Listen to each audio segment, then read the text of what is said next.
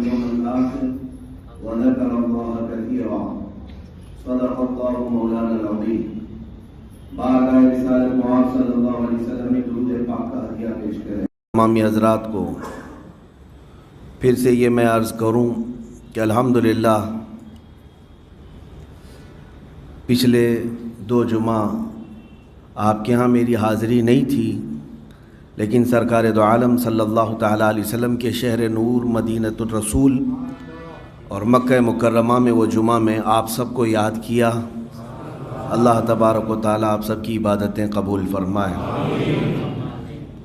بس اتنی سی بات کہ جس جمعہ میں یہاں نہیں رہتا یہ آپ ذہن نشین کر لیں کہ اس جمعہ آپ کو ضرور یاد کرتا ہوں، اور اللہ کی بارگاہ میں دعا بھی کرتا ہوں اللہ تعالیٰ آپ کی محبتیں سلامت رکھے۔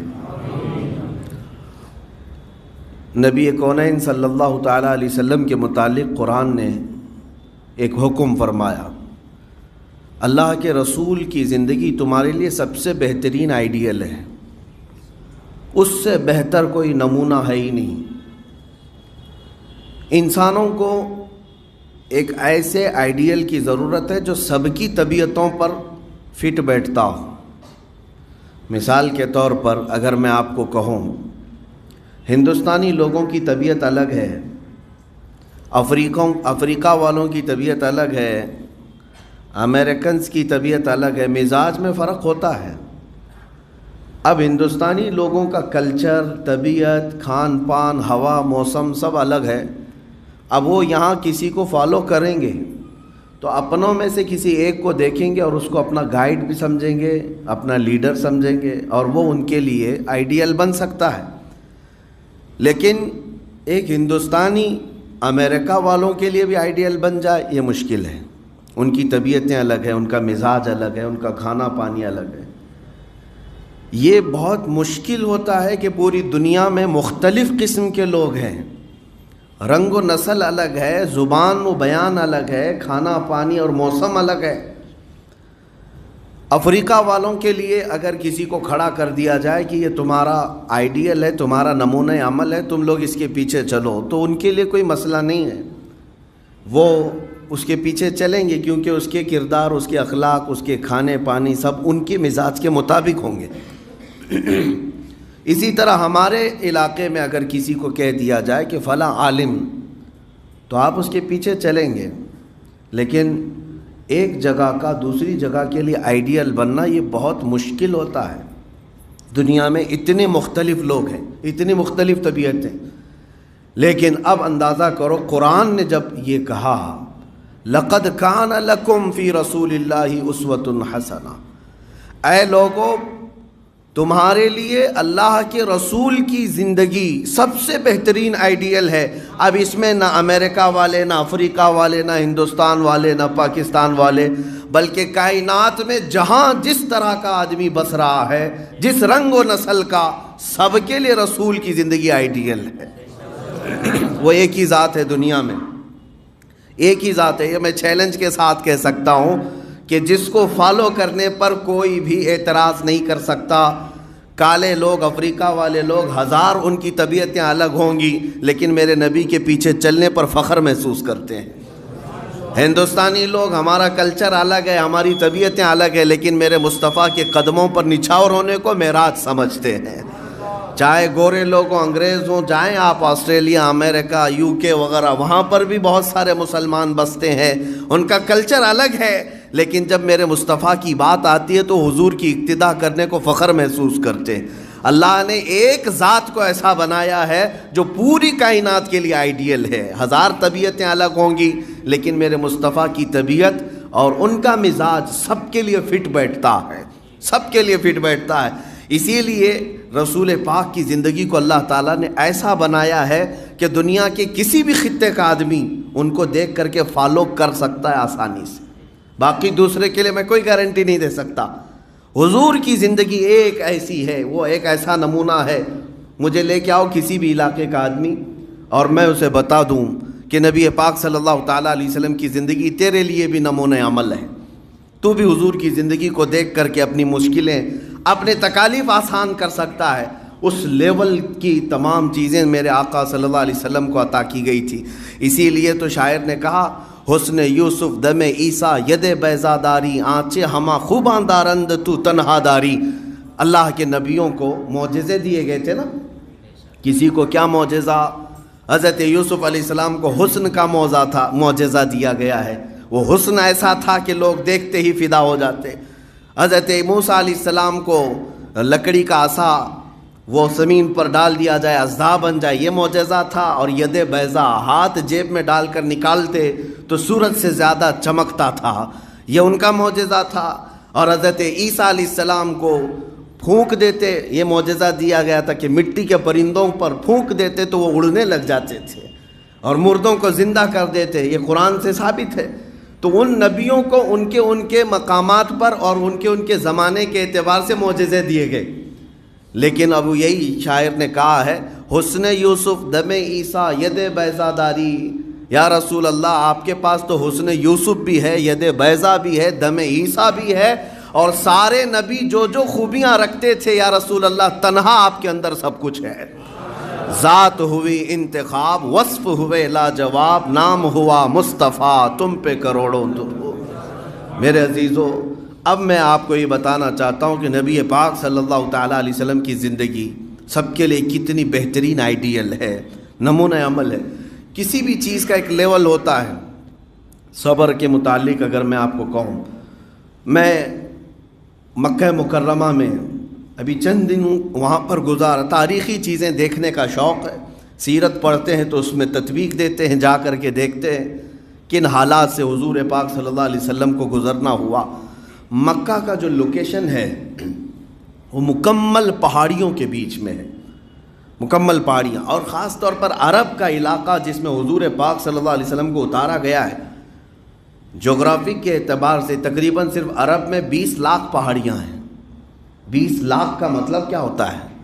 بہت بڑی تعداد ہے پہاڑوں کی، مسلسل. یعنی اگر آپ دیکھیں گے تو 100 200 کلومیٹر تک کنٹینیو پہاڑوں کا سلسلہ چلتا رہتا ہے. اور مکہ پورا پہاڑوں سے گھرا ہوا ہے.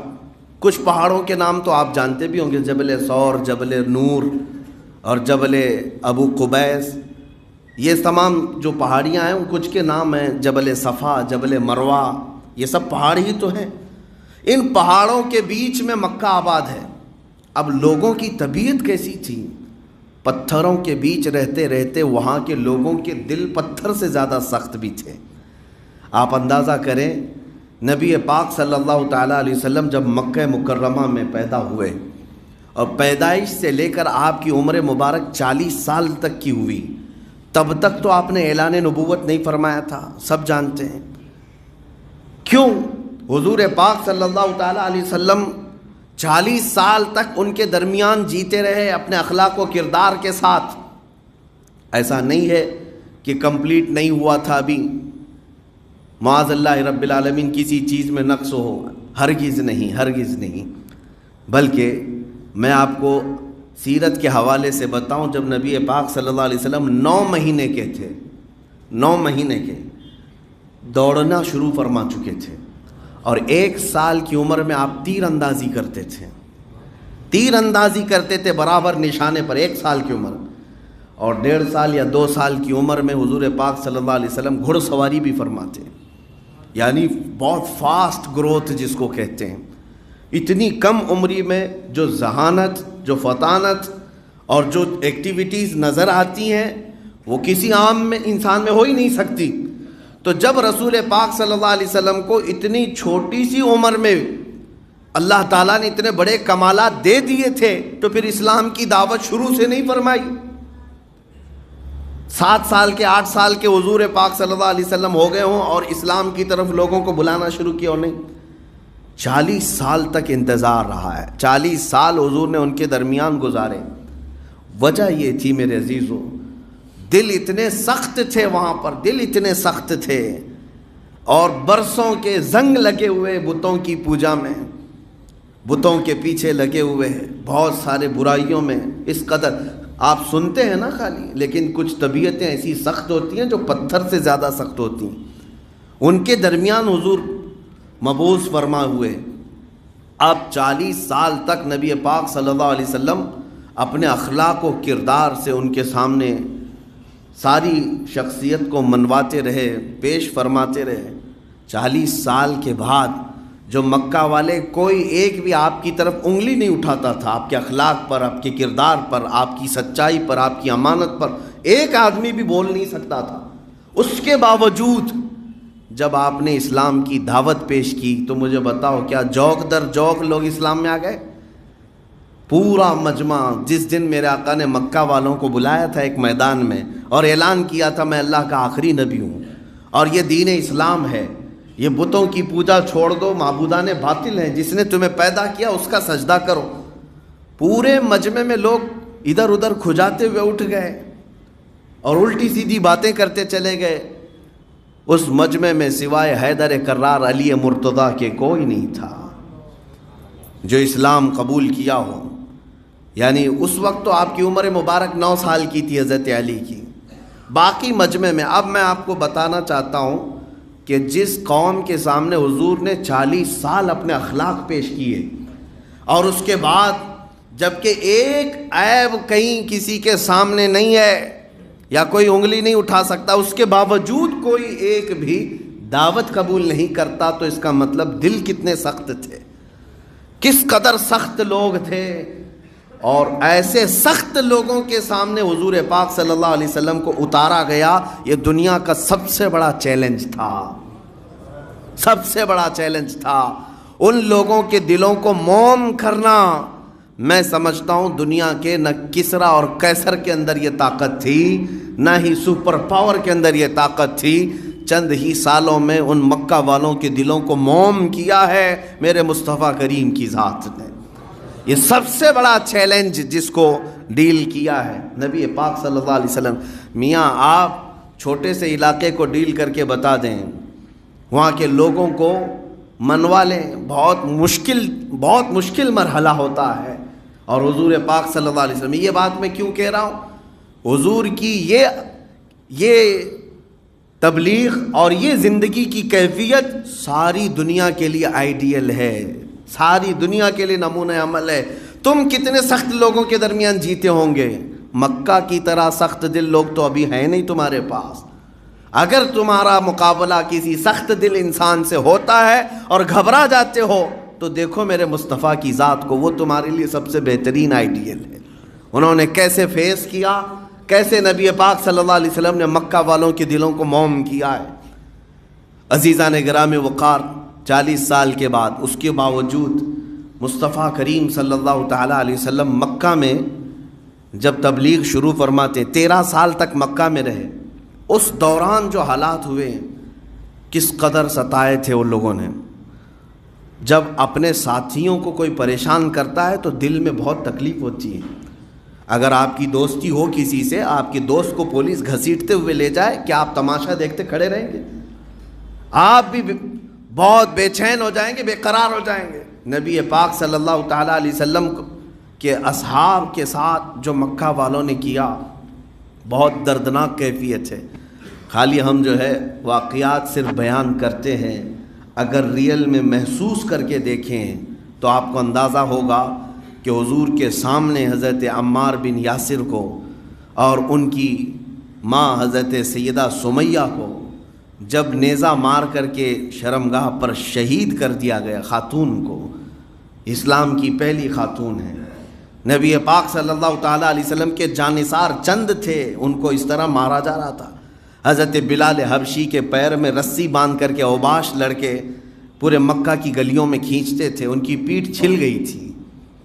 اور میں نے آج بھی محسوس کیا ہے، حاجی جو ہمارے ساتھ جاتے ہیں، 2 منٹ صرف گن کر کے 2 منٹ میں کہتا ہوں، آج پکی سڑکیں بنی ہوئی ہیں، اپنی بس سے بغیر چپل کے صرف وہاں اتر کر کے دکھائیں دوپہر کے وقت، 48 ڈگری 50 ڈگری کی آج گرمی ہوتی وہاں پر، آپ 2 منٹ کھڑے ہو جائیں، میں بتا دوں گا آپ کے پیر پورے آبلے پڑ جائیں گے، چھالے پڑ جائیں گے۔ ہمارے خود پیروں میں جتنا تھوڑا بہت ہوگا، 1 منٹ بھی چھل لیے ہوں گے، پیروں کے اندر پورے چھالے پڑتے ہیں، اس قدر تپتی ہے آج بھی زمین، جبکہ آج سڑکیں بن گئی ہیں، اس وقت وہاں ریت ہوتی تھی، اور ریت آج بھی اس حالت میں ہے کہ آپ گوشت کو فائل پیپر میں ڈال کر کے اگر وہاں کی ریت میں رکھ دیں تو تھوڑی دیر میں پک کر کے باہر نکل جائے گا. آج کی بات کر رہا ہوں. اتنی گرم ریت ہوتی ہے کہ آپ کا گوشت بن جائے گا, پک جائے گا. اس ریت میں بلال حبشی کو ننگی پیٹھ سلایا جاتا تھا, ننگی پیٹھ سلایا جاتا تھا, جس کی وجہ سے ان کی پیٹھ کا گوشت گل چکا تھا. یہ حضور پاک صلی اللہ علیہ وسلم کے سامنے ہوتا تھا. سب حضور محسوس فرماتے تھے اپنے اصحاب کے. یہی تو کچھ صحابہ آ کر کے یہ پوچھ بھی لیے, کیا یا رسول اللہ ہم حق پر نہیں ہیں؟ حضور نے فرمایا کیوں نہیں, ہم حق پر ہیں. پھر کہا آپ کے اصحاب کو اتنی تکلیفیں دی جاتی ہیں, مدد کیوں نہیں آتی اللہ کی؟ نبی پاک صلی اللہ تعالیٰ علیہ وسلم نے اپنے مظلوم صحابہ سے یہ کہا تھا, انبیاء کو جو تکلیفیں پہنچی وہ تو ابھی تمہیں ہوئی نہیں. نبیوں کو تو آریوں سے چیر دیا گیا تھا. جس کا جتنا ایمان ہوتا ہے مولا اس کو اتنی آزمائش سے گزارتا ہے. حضور پاک صلی اللہ علیہ وسلم اپنے اصحاب سے فرماتے کہ صبر کرو, وقت تمہارا آئے گا, اس دور سے گزرو گے, امن آئے گا, اللہ کی رحمت آئے گی. اور مکہ کے وہ دن حضور ڈٹ کر کیسے کھڑے رہے ہوں گے. کبھی میں سیرت پڑھتا ہوں تو سوچتا ہوں ان اصحاب کے اوپر پہاڑ توڑے جا رہے تھے, حضور اس وقت بھی ثابت قدم تھے. اور پلس یہ کہ حضور کو سب سے زیادہ نبی پاک صلی اللہ علیہ وسلم کی مکہ مکرمہ میں کسی نے سپورٹنگ کی تھی تو ماں خدیجۃ الکبریٰ رضی اللہ تعالیٰ, مال سے, محبت سے, تعاون سے. حضور پاک صلی اللہ تعالیٰ علیہ وسلم کی شریک حیات ہی نہیں تھی, بلکہ مکمل حضور پاک صلی اللہ تعالیٰ علیہ وسلم کی حمایت میں ہر وقت کھڑی رہتی تھی. لیکن وقت ایسا آیا کہ مکہ والوں نے حضور پاک صلی اللہ علیہ وسلم اور ان کے پورے خاندان کا بائیکاٹ کر دیا, سوشل بائیکاٹ. کیسا سوشل بائیکاٹ؟ وہ جگہ آج ہم دیکھ کر کے آئے, پہاڑیوں کے بیچ میں ایک گھاٹی ہے جس کو شعب ابی طالب کہتے ہیں. نبی پاک صلی اللہ علیہ وسلم اور ان کے خاندان کو اس گھاٹی کے اندر محصور کر دیا گیا کہ آپ لوگ اس کے باہر نہیں آئیں, اور کھانا پانی ساری چیزیں بند, کوئی باہر والا ادھر اندر نہ آئے, اندر والے باہر نہ جائیں. سلام کلام بات چیت پورے مکہ کے خاندانوں سے ان کی بند کر کے رکھ دی گئی. اور یہ 2 دن 4 دن کی نہیں, 3 سال تک کے لیے تھا. اس گھاٹی کے اندر نبی پاک صلی اللہ علیہ وسلم 3 سال گزارے, جبکہ پتے کھائے اور چمڑے ابال کر کے کھائے. یہ وہ دن تھے. اور پھر بھی اسلام کی اس عظیم شاخوں کو کبھی میرے آقا صلی اللہ علیہ وسلم نے مرجھانے نہیں دیا, ثابت قدم کھڑے رہے. کیا بیک لے لیا کہ آپ سے دعوت نہیں دوں گا, آپ سے میں گوشہ نشین ہو جاؤں گا؟ ڈٹے رہے, کھڑے رہے. اسی لیے تو میں کہتا ہوں میرے عزیزو, اس سے بہترین آئیڈیل لا کر کے دکھاؤ. نبی پاک صلی اللہ علیہ وسلم ہر معاملے میں تمہارے لیے بہترین آئیڈیل ہے. ڈٹے رہنا, جمے رہنا, مصیبتوں کے بعد ایک دن تو سورج طلوع ہونا ہے. اور ان دنوں میں آپ کو بتاؤں, ان دنوں میں ماں خدیجۃ الکبریٰ کا انتقال ہوا ہے. اور حضور صلی اللہ علیہ وسلم کی اور اگر کوئی سب سے زیادہ حمایت کرتے تھے مکہ میں تو آپ کے چچا ابو طالب تھے. ان کا بھی انتقال اسی سال ہوا. جب اپنے گھر کے 2 عزیز لوگ انتقال کر جائیں حمایتی, وہ غم الگ ہے. حضرت خدیجۃ الکبریٰ کے انتقال کا غم تو میرے آقا کو بہت تھا. اپنی شریک حیات, اپنی ہمراز, اپنی لائف پارٹنر چھوڑ کر کے چلی جائے, بہت دکھ تھا نبی پاک صلی اللہ علیہ وسلم. اور پلس مکہ والوں کا یہ ظلم محصور کر کے رکھا ہے, بائیکاٹ ہے. اور پھر صحابہ کی تکلیف الگ ہے, کس کس کو فیس کرے. ہر چیز میں میرے آقا صلی اللہ علیہ وسلم نے اعلاء کلمت الحق کو بلند رکھا. پھر وہ وقت آیا جب ہجرت کا دور ہوا. نبی پاک صلی اللہ علیہ وسلم حضرت ابو بکر کے ساتھ جو ہجرت فرمائے, کیا لے کر کے گئے تھے مکہ سے؟ گھر چھوڑنا معمولی بات نہیں ہے. ہجرت کرنا, آپ اندازہ کر کے دیکھ لیجئے, اپنا آبائی وطن کوئی چھوڑنا پڑے, آپ کو اندازہ ہوگا کہ ہجرت کتنا سخت معاملہ ہوتا ہے.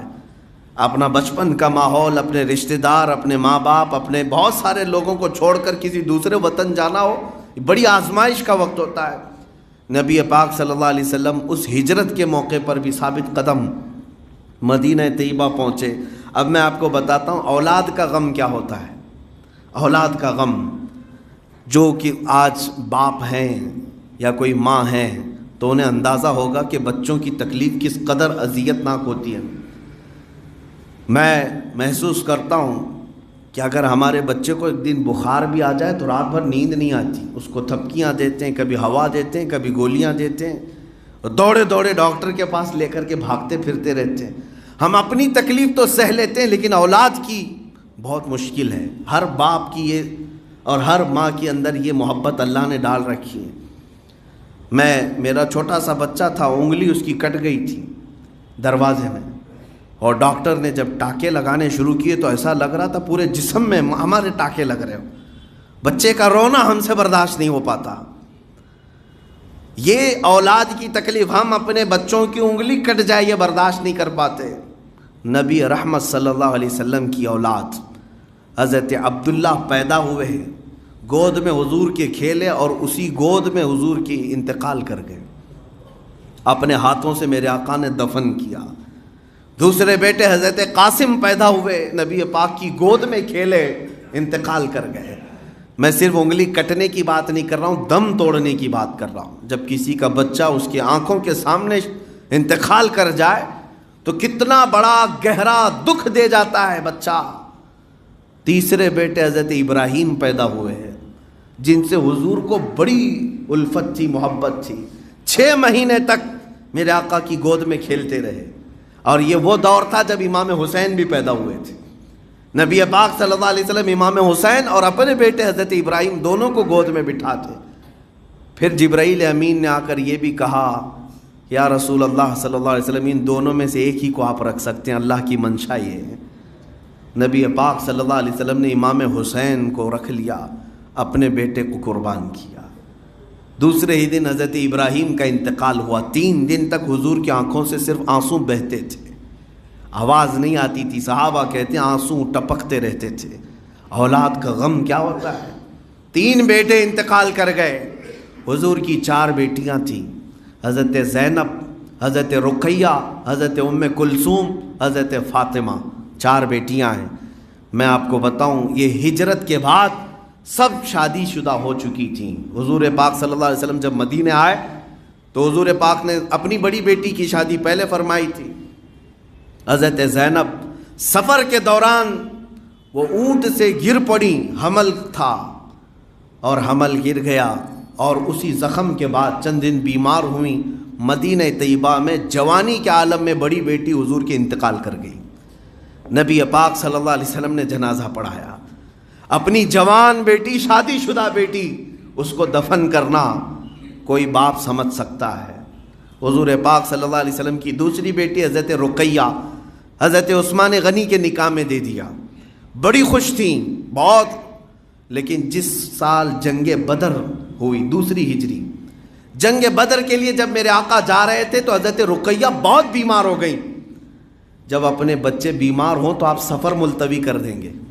میرا بیٹا بیمار ہے، میں اب آگے نہیں جاؤں گا۔ حضور جہاد پر جا رہے تھے اور بیٹی گھر میں بیمار ہے۔ نبی پاک صلی اللہ علیہ وسلم نے حضرت عثمان سے کہا، عثمان تم میری بیٹی رقیہ اور تمہاری زوجہ ہے، اس کی تیمارداری میں لگے رہو، بدر کے صحابہ میں تمہارا بھی حصہ رکھا جائے گا۔ حضرت عثمان بدر میں نہیں گئے، ان کی تیمارداری میں لگے رہے۔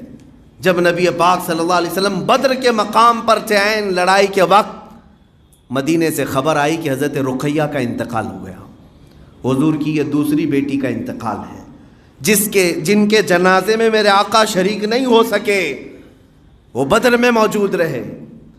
مجھے بتاؤ میرے عزیزو، کون ہے یہ جو برداشت کر سکتا ہے؟ تیسری بیٹی حضرت ام کلثوم تھی۔ جب واپس مدینے تشریف لائے تو ان کا نکاح میرے آقا صلی اللہ علیہ وسلم نے حضرت عثمان سے کر دیا۔ حضرت ام کلثوم یہ دوسری بیٹی تھیں، لیکن زندگی وفا نہ کر سکی۔ چند ہی سالوں کے بعد حضرت ام کلثوم کی بھی آخری وقت آ گئے، اور نبی پاک صلی اللہ علیہ وسلم کی آنکھوں کے سامنے ان کی روح نکلی۔ 3 بیٹے اپنے ہاتھوں سے دفن کرنا، 3 جوان بیٹیوں کو، شادی شدہ بیٹیوں کو دفن کرنا، کسی باپ سے پوچھ لیں۔ اسی لیے میں کہتا ہوں اس سے بڑا آئیڈیل دنیا میں تمہارے پاس ہو ہی نہیں سکتا۔ صبر کے معاملات میں اگر دیکھنا ہو تو لاؤ، میں چیلنج کرتا ہوں، کوئی ہے اب بات یہ ہے کہ آخری بیٹی سیدہ کائنات فاطمہ الزہرا سلام اللہ علیہا حضور کی حیات میں صرف وہ تنہا باقی رہی تھیں نبی پاک صلی اللہ علیہ وسلم کے، اور حضور پاک صلی اللہ تعالیٰ علیہ وسلم کے 6 اولاد دفن کرنے کے بعد کبھی میرے آقا صلی اللہ تعالیٰ علیہ وسلم کی زبان سے نکلا ہو کہ اے رب ذوالجلال میرے گھر کی ساری اولاد ختم ہو گئی؟ نہیں، بلکہ ایک بار بھی حضور پاک صلی اللہ تعالیٰ علیہ وسلم نے اپنے اولاد کی موت یا ان کے دفن، ان کے کفن کی شکایت رب ذوالجلال کی بارگاہ میں کبھی نہیں کی۔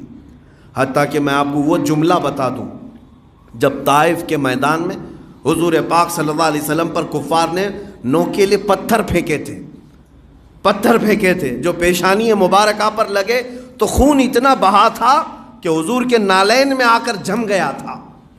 حضور پاک صلی اللہ علیہ وسلم اس وقت میرے آقا کے ساتھ زید بن حارثہ حضور کے غلام اور حضور کے خاص صحابی منہ بولے بیٹے وہ ساتھ میں تھے۔ حضور پاک صلی اللہ علیہ وسلم کی اس کیفیت کو دیکھ کر کے وہ کہتے ہیں اتنی گھبراہٹ ہوتی تھی، کبھی ادھر سے پتھر آتا، کبھی ادھر سے پتھر، کبھی ادھر سے۔ وہ ایک صحابی بچانا چاہتے ہر جگہ سے لیکن پتھر تو گرے۔ اس کے بعد حضرت زید کہتے ہیں جب میں میرے آقا کے نالین پاک نکال رہا تھا تو خون سے چپک گئے تھے دھونے کے لیے۔ اس وقت حضرت زید بن حارثہ کہتے ہیں ایک دعا میرے آقا نے کی تھی اللہ کی بارگاہ میں سنتا ہوں تو رونگٹے کانپ جاتے ہیں۔ رب تعالیٰ کی بارگاہ میں کہتے ہیں اے اللہ جو شکایت ہے میری یا جو کچھ بھی معاملہ ہے میں تیرے علاوہ کس کے پاس کروں؟ اور پھر کہتے ہیں اے رب ذوالجلال یہ میری کمزوری ہے کہ میں ان تک یہ تمام معاملات کو پہنچا نہ سکا۔ اپنی حضور پاک صلی اللہ تعالیٰ علیہ وسلم عاجزی کا اظہار رب ذوالجلال کی بارگاہ میں کرتے اور آخری میں یہ کہتے ہیں اِلَّمْ يَكُنْ غَضَبُكَ عَلَيَّ فَلَا أُبَالِي، یہ جتنا مجھے تکلیف پہنچائیں یہ لوگ پتھر ماریں جو کچھ بھی ہیں، اِلَّمْ يَكُنْ غَضَبُكَ عَلَيَّ فَلَا أُبَالِي، اے رب اگر تیرا غضب نہیں ہے میرے اوپر تو پھر مجھے ان کی تکلیف کی کوئی پرواہ نہیں، بس تو ناراض نہ ہو۔ اتنی تکلیفیں اٹھانے کے بعد اللہ کی بارگاہ میں یہ کہیں کہ مولا اگر تو ناراض نہیں ہے تو مجھے ان کی تکلیف کی پرواہ نہیں ہے، یہ کمال کی استقامت، یہ کمال درجے کی ثابت قدمی ہے۔ اسی لیے قرآن نے کہا لَقَدْ كَانَ لَكُمْ فِي رَسُولِ اللَّهِ أُسْوَةٌ حَسَنَةٌ، اے لوگوں بے شک تمہارے لیے رسول کی زندگی سب سے بہترین آئیڈیل ہے، سب سے بہترین نمونہ ہے۔ میں یہ بھی جانتا ہوں ساتھیوں کو کھونا کتنا بڑا مسئلہ ہوتا ہے۔ آپ ایک تنظیم چلاتے ہوں، تحریک چلاتے ہوں، یا آپ ایک کمیٹی چلاتے ہوں، کمیٹی میں مشکل سے 10-11 لوگ ہوتے ہیں، کبھی 20-25 ہوں گے، اور اس میں سے 4 لوگ ایک ساتھ مر جائیں، ختم ہو جائیں، پھر دیکھنا کمیٹی کی حالت کیا ہو جاتی ہے۔ ایسا سوگ کا ماحول آ جائے گا، خزاں کا موسم چل پڑے گا۔ اگر کوئی تنظیم یا کوئی تحریک چل رہی ہے اس کے مین ارکان اگر اچانک انتقال کر جائیں تو وہ ٹھپ پڑ جائے گی، رک جائے گی۔ آپ کو پتہ ہے مدینہ طیبہ سے جب میرے آقا صلی اللہ علیہ وسلم احد کے میدان میں گئے تھے، احد کی لڑائی ایسی سخت ہو چکی تھی، احد کی لڑائی، اس میں نبی پاک صلی اللہ علیہ وسلم کے سب سے عزیز ترین صحابہ 70 کے قریب شہید ہو چکے تھے، اور وہ ٹاپ لیول کے صحابہ تھے جس میں حضرت امیر حمزہ ہے جو حضور کے باڈی گارڈ کی طرح رہتے ہیں، ہمیشہ حضور کے دفاع میں کھڑے رہنے والے صحابی، سگے چچا، حضور کی آنکھوں کے سامنے ان کے سینے پر نیزہ مارا گیا جو ان کی پیٹھ سے نکلا اور ان کے سینے کو چیر کر کے ان کا کلیجہ چبایا گیا تھا۔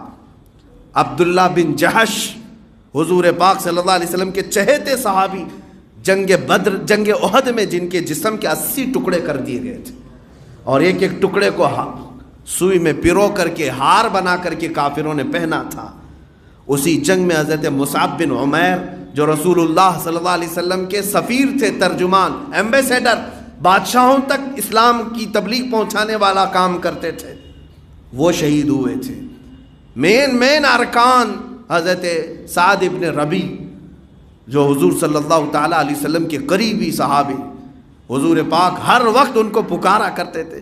انس بن نذیر جو رازوں کے مالک تھے، حضور پاک صلی اللہ علیہ وسلم کی رازوں کے امین تھے، وہ شہید ہوئے. وہ ایسے شہید ہوئے تھے کہ ان کی انگلی کے علاوہ ان کا جسم کا کوئی حصہ ہی نہیں ملا، صرف انگلی، شہادت کی انگلی کی پور، وہ بھی ان کی بہن نے دیکھ کر کے پہچانا کہ یہ میرے بھائی انس بن نذیر کی انگلی ہے، باقی تو جسم ملا نہیں. حضور پاک صلی اللہ علیہ وسلم کے وہ قریب ترین ساتھی 70 کے قریب ایک وقت میں وفات پا گئے ہوں. میرے عزیزو، اگر اسلام اتنا ہلکا ہوتا تو احد کے وقت ہی رک گیا ہوتا، احد کے وقت ہی ٹھپ پڑ جانا تھا. مین ارکان جس کو کہتے ہیں، مین ممبرز ایک ساتھ شہید ہوئے. لیکن جنگ احد میں امیر حمزہ شہید، مصعب بن عمیر شہید، عبداللہ بن جہش شہید، سعد ابن ربی، انس بن نذیر رضی اللہ تعالیٰ عنہ مجمعین، بڑے بڑے صحابہ شہید ہوئے. لیکن دوسری فجر کے وقت میرے آقا مسجد نبوی میں حاضر تھے، مصلی امامت پر میرے آقا مسجد نبوی میں حاضر تھے، صحابہ کو خطبہ دے رہے تھے. یہ اسلام نہ کبھی رکا ہے نہ رکے گا.